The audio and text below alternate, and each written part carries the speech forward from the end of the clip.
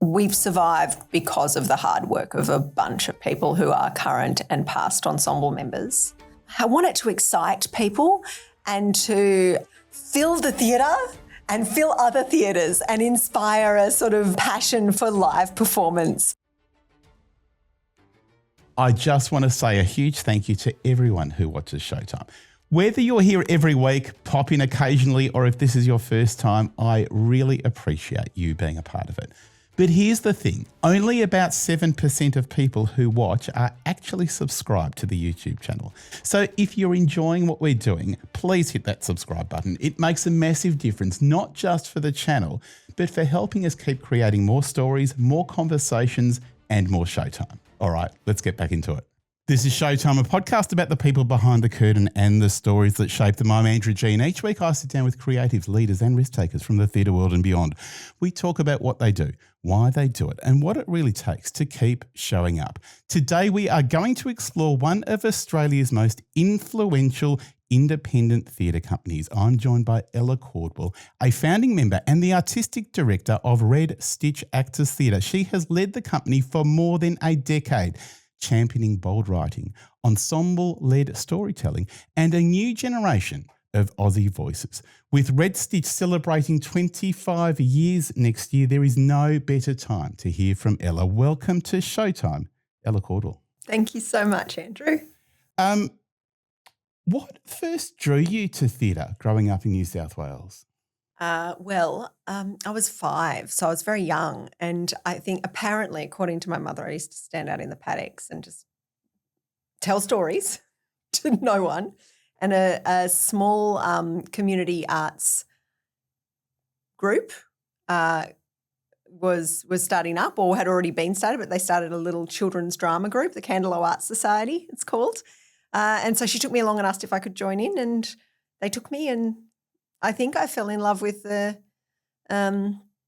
collective nature of it. I was the youngest, so there were like a lot of, older kids, and I think the collective vibe, before I sort of wanted to be on stage, it was kind of the fun of that, of doing stuff together that I loved. Do you remember a moment when you realised that performing arts was going to shape your life?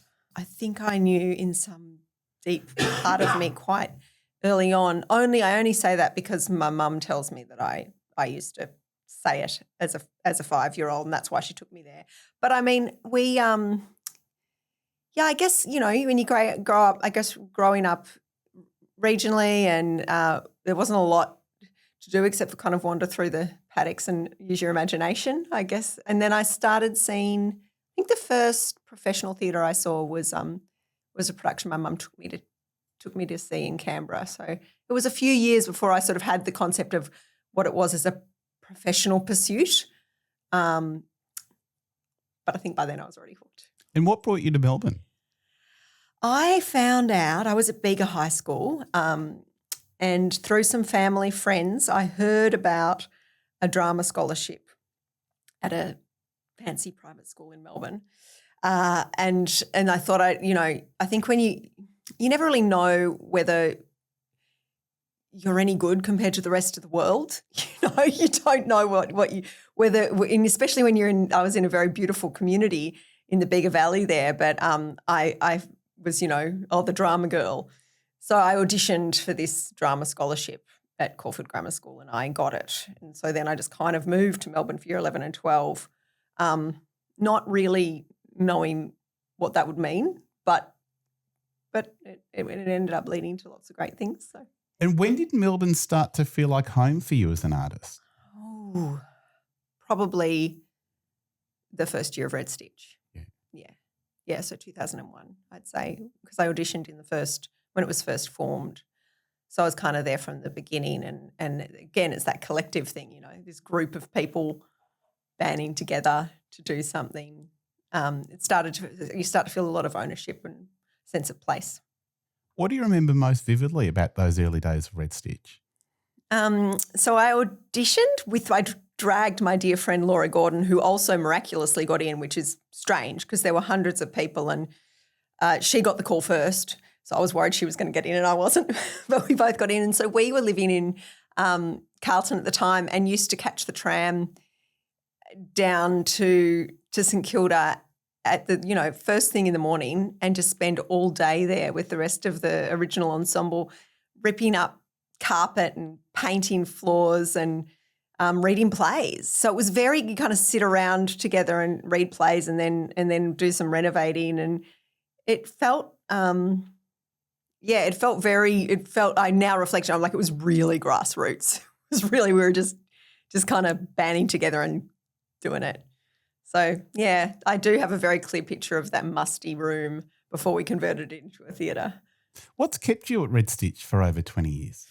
I think there are a lot of things. Obviously, the work that we do, I'm very passionate about that and about the ensemble model. But I think that the constant sort of presentation of new challenges is probably the thing that means that I'm still there, like it's not like we've kind of ever reached a point where we've gone, all right, okay, we're sorted now, done. It feels like there's always a new big hurdle or challenge or provocation that you kind of need to tackle. So you kind of I've never really felt like we've landed where we were meant to be, and that's that. What was happening in Melbourne's theatre scene in the early 2000s that you reckon made Red Stitch necessary? Yeah, it's a great question. The sort of the two main companies were doing quite different stuff, and I think one of the key reasons that Red Stitch found its place was because the plays that we got interested in as a group of actors weren't really being done here. And there was a very strong New Australian writing scene happening out of Playbox, which is now Malthouse, but at the time that was Playbox, and they were doing New Australian writing all the time and a lot of great work. But the work that we sort of started reading was new international text-based, gritty, usually from the UK or the US at the time, plays that were actor-driven and kind of you could do in a black box, and it was all about the text, the great writing, and the performer. So I think that it was just a bit more. We liked to say back then, it's kind of edgy and grungy, and just work that wasn't being seen. And also we did this crazy thing where we did 12 plays in 12 months back to back and didn't stop. And I think there was a little bit of, are they really going to be able to pull that off? No. Vincent Miller was the person that planted that Red Stitch seed all the way back then. But you were one of the founding members. What do you remember about those first conversations? I remember being very, very, very intimidated when I rocked up to audition, because I was at Melbourne Uni at the time. I was 19, and everyone else that was there, and there were a lot of people there, they all seemed to have professional careers already sort of blossoming, or they'd at least done some things.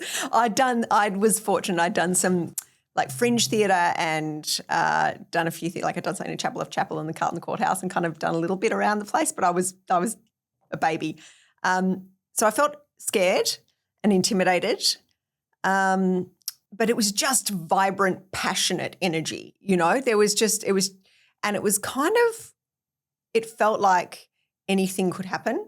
It was kind of really open and unknown, and we were building it as we went. So even though Vince had this sort of vision that was inspired by Royal Court Upstairs, Steppenwolf actors, because as an actors ensemble, that was one of the core central sort of unique elements to our company. So he had that kind of inspiration and vision, but really it was unfolding day by day as it went. What surprised you most about starting a theatre production company from scratch? That I was there, I felt like I'd landed in like my dream come true. So I kind of was pinching myself the whole time. Yeah. Almost 25 years on, what's remained constant since those early days? Definitely the collective nature of the company. So while we've evolved and professionalised, and we have people that are good at what they do in finance and box office helping us, and and in the beginning we didn't have any of them, we still have this collective energy of a group of artists making decisions together and making things possible together. And you know, there is a lot of just love and dedicated kind of giving of time and energy and the kind of dreaming that happens with the ensemble together in what we're going to do and why does this matter and what should we do about this. That feels the same as it did from the very, very beginning. For people who only know Red Stitch as an audience member, what does the ensemble model actually mean behind the scenes? So from the very beginning, we'd have a Tuesday night ensemble meeting, and we still do that. We now do it. I've got one. Today's Tuesday, right? I've got one tonight. We do it fortnightly now after the pandemic. Every week was starting to tire people out after 20 odd years, but we do it fortnightly now. And in the old days, those ensemble meetings used to go for hours and hours and hours, and, you know, you'd still be there ranting away at 11 p.m. Now they've got, you know, a limited time frame, so they're from 7 to 9 every second Tuesday, and we get together and talk about all of the issues affecting the company and things like programming and selecting the graduates for the year and the ink plays. All those things are on the agenda for tonight. The second two, programming's done. Casting, but also just, you know, logistics to do with the layout of the foyer, or that lock got broken. What are we going to do about, you know? So there's sort of there's constant input from everyone. Also, we have departments, and they're done on a voluntary basis largely. So, you know, when we have the graduate callbacks, which we'll have in a couple of weeks, all of the ensemble are going to come in and watch those and be on the panel. That's just that's a voluntary role. That's kind of something that is done because they're invested in the future of the company. So there's things like that, and there's less exciting ones too, like when we have a working bee or something, we have to move all the old sets from one spot to another, stuff like that. What do you think are the biggest misconceptions of an ensemble model? I'd be very curious to hear other people's what people think of the ensemble model, but I think one of the things I remember getting told in the past was that there was a perception that it was very closed, like just in-house, and that it was just about us, like we were only interested in doing work for ourselves, which is not even remotely close to the truth. However, there is, of course, an important element to the company that once you're in the company, you are also there because you're passionate about the work you're doing. So when we formed, we were doing all the roles. There was only 15 of us and we played every role. That's how we sort of started and got off the ground. But quite quickly we started working with associate actors, guest actors. We always have brought in guest directors, designers to work with us. This sort of era of Red Stitch, we kind of work with at least 50% associates who aren't part of the ensemble properly, but who have a huge impact on the work that we're making. And then we have the ink playwrights, then we have the grad program. So I think that probably the biggest challenge would be, making it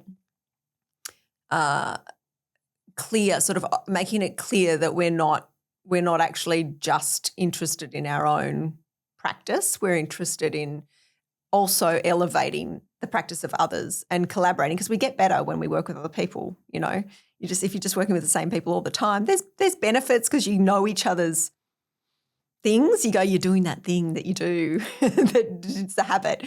But also new artists inject the company with ideas, skills, you know, passion that we, you know, different ways of looking at it, different practice. So I think that's probably the biggest one that I'd hope that we can overcome.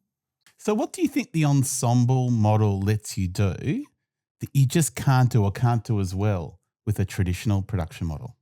Well, we've survived because of the hard work of a bunch of people who are current and past ensemble members and staff and associates, but like certainly the ensemble who have kind of been there ridiculously long hours doing the grunt work, and without that passion and really volunteer labour, we just wouldn't have achieved what we've done. So there's that practical aspect. But I think, the more idealistic and kind of romantic answer is, which is true, is that because we're a collective and we are actually very democratic in that we will talk through programming as a group until everyone has come to the same conclusion. So that doesn't mean everyone loves the same play. It does mean that we've talked out why this one, why not that, why that, and we kind of do that as a group of people who have very different opinions and different tastes. So it makes you be very rigorous in your decision-making process. And I've had ideas that I'll take to I remember when I first wanted to do Playlist, which is a site-specific festival of music and new writing that we've done a number of times. I took the idea to the ensemble and I had the initial kind of concept, but by the time we got to the end of the ensemble meeting, it had been improved 100-fold, because you're kind of bouncing things off one another. And I think that's, and also just like, you don't have one person's taste driving all of the decisions. You've got,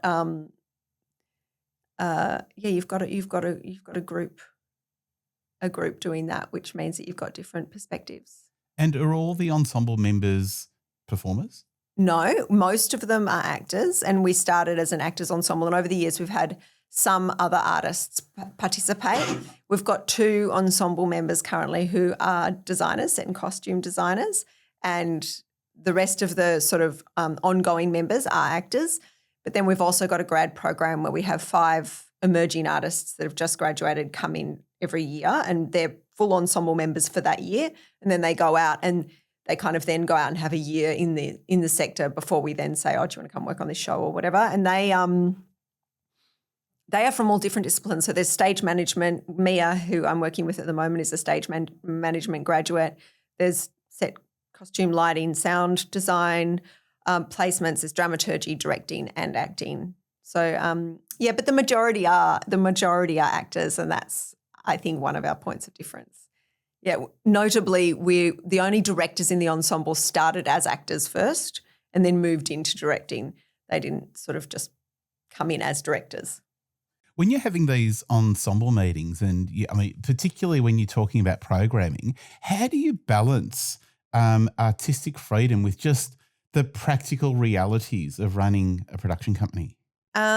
With great difficulty. When we started, for the first, I'd say, over 10 years of the company, the practicalities of getting the shows up were a great concern to us, but the sustainability of the company was less on our mind because we were just doing it and everyone was in, pretty much in their 20s at the time. And that's changed. And I think in large part in the last sort of 10 or so years, or 12 years, 15 years, we've sort of started to go, in order to be sustainable and to be able to provide the opportunities we want to, and actually the kinds of opportunities we want to provide for the sector, we need to be more sustainable as a company. And so the constant battle of financial sustainability is massive and has definitely been a sort of a constant difficulty for the organisation. We're fortunate to have some philanthropic support that really makes a massive difference, mainly because people who give to our Kindred program and philanthropists are giving because they believe in what you do, which means that you're kind of already ahead because you know that what you're doing is they believe in it and they're kind of on your side there. Our audiences are they've been very loyal and brave and kind of travelled with us, and those audiences and subscribers have been essential to it. And I guess we're fortunate that we can put on work that is quite varied, and I know a number of subscribers who, and I think this is probably true of many companies, where they'll sort of say we love the season, we always love the acting, most of the time we love the writing. If there's one we don't like, we don't mind, we'll come back to the next one. You know what I mean? They get something out of it every time. But certainly it's become more difficult because we at Red Stitch are very limited in terms of our funding, and so we're relying primarily on earned income, box office, and on philanthropy. And that means that it's a constant struggle to pay people properly. Artist wages is like a constant thing that we're fundraising for. And that is, I think, one of the biggest challenges to the whole sector really is the kind of cost of funding the people that deserve to be paid properly. And one of the reasons that we've had largely smaller casts in recent years is because, in the early years when everyone was just kind of doing it without it was very co-op kind of based. We could do a play with 12, 15 people in it and it was fine. But if you're trying to do the right thing by people financially, then it's going to affect what you can achieve and how many people you can employ. So that's probably one of the things that has shifted substantially. And certainly I think there's a lot of companies that, doing a really big cast play at this time is harder. One of the plays we're doing next year is a cast of 7, which is very big for these days compared to some of the larger casts we used to do in the old days. What role do you see yourself as the artistic director of Red Stitch and Red Stitch Actors Theatre playing in independent theatre landscape in Melbourne? I hope that we've forged a place that can be a platform for a lot of artists to stretch and sort of challenge what they do. There's been, sort of very early career artists doing great work, and there's also a lot of artists who return to Red Stitch who have carved out a very substantial career that come back to kind of do something they're particularly passionate about. They might not be able to find the right place for it somewhere else. And the intimacy of the company and the artist-driven model, which does always put what's going to be best for the art first as opposed to anything else really, allows them to do things that they might not be able to do anywhere else. I think that the Inc. New Writing program, that's very close to my heart and I think has been pretty impactful for the I think for theatre in Australia full stop. Nationally we've had a lot of really brilliant new Australian writing developed and produced through the Inc. program. Tell us a bit about the Inc. program. Yeah, so thank you. I love talking about Inc. So Inc. Before I was AD, we had a program that had just sort of started called Red Stitch Writers, which did some really great, exciting work, and it was kind of it was sort of the beginnings of our relationship with local playwrights. And we produced Red Sky Morning by Tom Holloway and Stop Rewind by Melissa Bubnik and Rome by Adam Cass, and we had kind of had it sort of sitting to the side of the work that we were doing.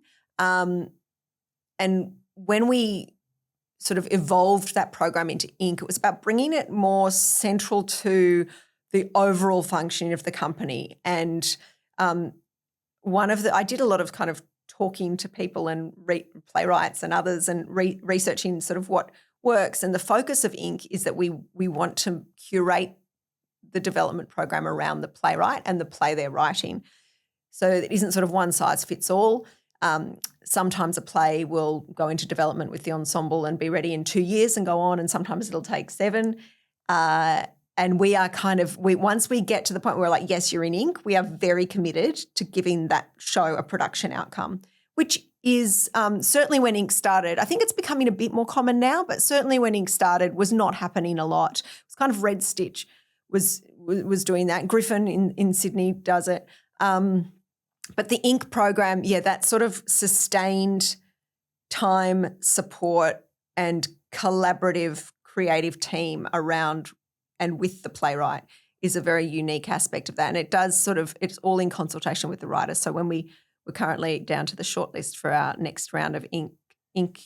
playwrights, and I'll sit down with them and say, what about maybe working with this person as a director, or do you have someone in mind? And what actors would you like to get in the room? And do you want to do a bit of improv, or do you want to bring in your draft and we'll read it? So it's kind of formed with the playwright.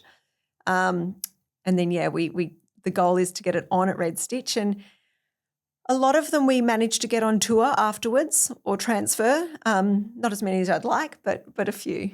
Yeah. How do you choose which ink works, go all the way to a full production? Well, we've got something like a 90-something% success rate. So the goal with ink is that if we take on the play to develop, we believe it will go on. There have been some exceptions where that hasn't happened, but the vast majority, it's really about when it will be ready. And that's because I mean, the thing about, you know this, once a play is put on, that's when it becomes a play, right?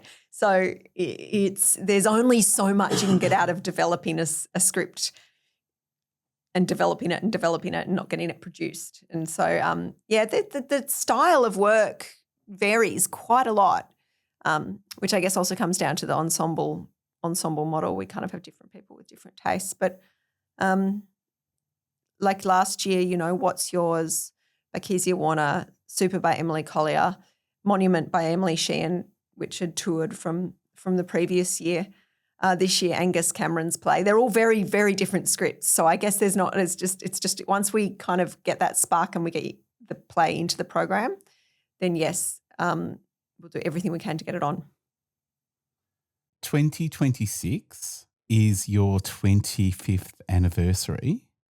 What do you want this milestone year to say? I want it to excite people and to fill the theatre and fill other theatres and inspire a sort of a passion for live performance. And I think that the way we've gone about that is, we're doing some new Australian writing. We've got Angus's play Luke, which is directed by Gary Abrahams, and then we've got the education piece that Dan Giovannoni's written, directed by Christala Pierce. Those new Australian works are really, really important. And then we've got some international sort of contemporary writing that really we chose because we just got so excited by the writing itself, and they're very unique, different stories. And then the big trilogy piece, which is Ray Lawler's Doll trilogy.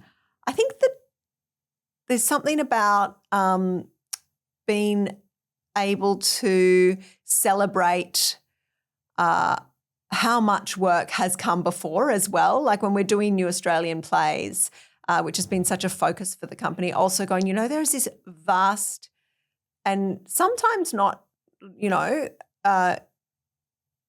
given the amount of time that it could be, canon of great Australian plays in the past, as well as many that need to be given life in the future. So I think that sort of celebrating that, the strength of that tradition has been something that I'm really excited about. And certainly the trilogy is, it rises to the challenge of being, I said before, there's always got to be a challenge to keep you there. It's definitely that. So yeah, I hope it will entice and excite people to come and come be a part of live, intimate theatre again, which we're seeing people get excited about it. So that's good.